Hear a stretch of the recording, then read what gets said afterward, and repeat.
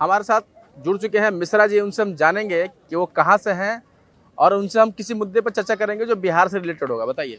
मैं रक्सौल पूर्वी चंपारण बिहार से हूँ। जी। मेरा नाम शैलेंद्र मिश्रा हुआ। अच्छा मिश्रा जी, ये बताइए बिहार में जिस प्रकार से जाति जनगणना की बात हो रही है, क्या लगता है आपको कि सरकार जो दावा कर रही है कि इससे विकास हो जाएगा, जाति के ऊपर उनका पूरा राजनीति चल रहा है, क्या लग रहा है आपको जो जाति है, जो 70-75 सालों में आरक्षण देने के बाद, सब्सिडी देने के बाद भी जाति आज तक कोई जाति की बात हो रही है? जाति के तरफ कोई बात ही नहीं होती है बिहार के अंदर? नहीं, जाति जनगणना एक जनता को बेवकूफ़ बनाने वाली एक महामूर्ख गलत काम ये हो रहा है। जाति जनगणना क्या है? जनगणना कराओ जी, कितनी आबादी है उसके आधार पर अपना सब टेलीकास्ट करो, ब्रॉडकास्ट करो। ये बिना मतलब का ये जात इतना है, ये जात इतना है, इस जात का वर्गीकरण करके महा बेकार हो रहा है। इसमें कोई फायदा नहीं है मेरे ख्याल से। जाति जनगणना का कोई औचित्य नहीं है। मतलब इसका आधार नहीं बताया जा रहा है कि राजनीतिक जनगणना मतलब कह रहे हैं कि जिसकी जितनी संख्या बारी उसकी उतनी भागीदारी। तो किस भागीदारी की बात हो रही है, क्लियर नहीं। अरे भैया, आज तक ये भागीदारी वाली बात होती तो कहाँ तक ये देश गर्त में चला गया होता। जो भागीदारी वाली बात करते हैं ना, तो ये भागीदारी वाली बात पर होती तो ये देश कहाँ तक गर्त में चला जाता। ये बेकार की बातें हैं। भागीदारी और जितनी जनसंख्या कोई मतलब नहीं है।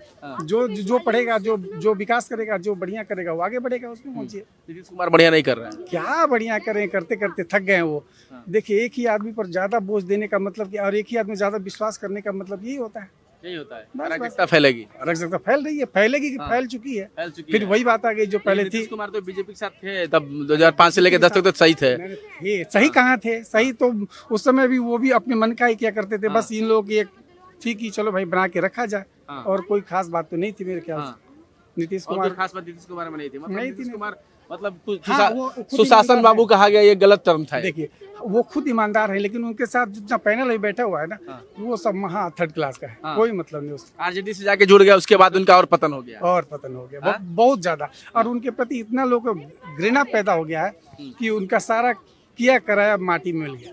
बस यही बात। तो सब क्या कराया उनका माटी में मिल गया। अच्छा, एक बात बताइए, बीजेपी के साथ फिर से आ जाए तो उनका क्या कराया सही हो जाएगा? अब नहीं, अब बीजेपी का जो सही पार्टी होगी और जो सही में वो राष्ट्र के प्रति संचेतक है, तो उसको कभी नहीं ले। मेरे ख्याल से बेकार है, उसको लेना ही बेकार है। नीतीश कुमार दावा कर रहे हैं कि अब इसमें वो इंडिया अलायंस भी बनवा दिए, संयोजक भी बनने वाले थे, प्रधानमंत्री पद के दावेदार थे, आज वो कहीं नहीं है। नहीं, ऐसी बात है। क्या बनाए हुए? इंडिया अलायंस बनाया, उनका खुद का इज्जत नहीं उसमें।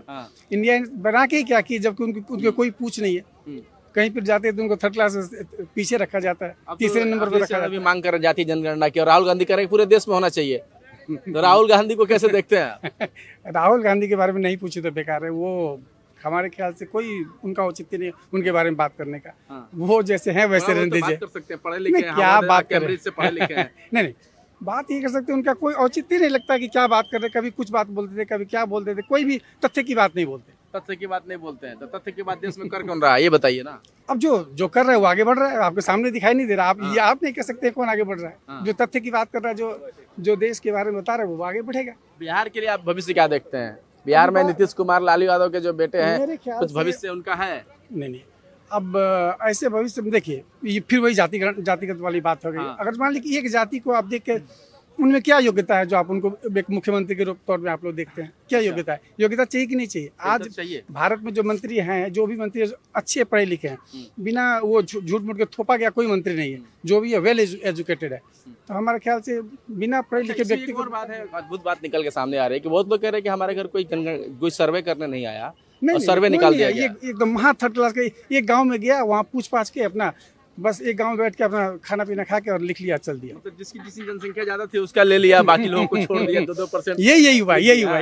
धोखा हो गया, घोटाला हो गया इसमें। नहीं, घोटाला तो क्या कहेंगे, मैंने ऐसा ही बात हुआ है। उसके नाम पे जो फंड उठाए गए, फंड रिलीज किए गए, वो तो घोटाला हो गया ना। फिर आप जैसा कह रहे हैं। ये है। एक ही दो तीन वर्ग को बता दिया गया, जो उन लोग का फेवर में है, उन लोग का परसेंटेज बढ़ा के बता दिया गया। और बस और यादव को 14%, मुसलमान को 18%, और पूरा जातियों में बांट दिया। दो तीन चार पाँच बांट के वर्गीकृत कर दिया गया। कह रहे हैं कि जिस संख्या वाली होती है उसकी भागीदारी तो 14% यादव, 17% मुस्लिम भी होना चाहिए ना। जितनी जनसंख्या उतनी भागीदारी, ठीक है, मानते हैं, लेकिन उतना पढ़ाई लिखाई भी तो होना चाहिए। बात तो नहीं है, संख्या से मतलब नहीं। संख्या से क्या मतलब? संख्या से मतलब रहता है देश अब तक कहाँ के कहाँ पहुँच जाता। 14% लोग, जैसे लोग कह रहे हैं कि 14% यादव हो तो तेजस्वी यादव को मुख्यमंत्री बना देना चाहिए।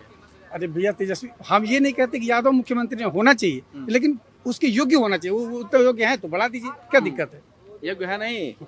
75 सीट ला दिया पार्टी को। लालू जी जेल में थे, तेजस्वी यादव 38 सीट लेके आ अरे गए। वो 75 सबसे कैसे बड़ी पार्टी आरजेडी उसके नेतृत्व में। 75 वो कैसे ले आपको ही पता है। हाँ।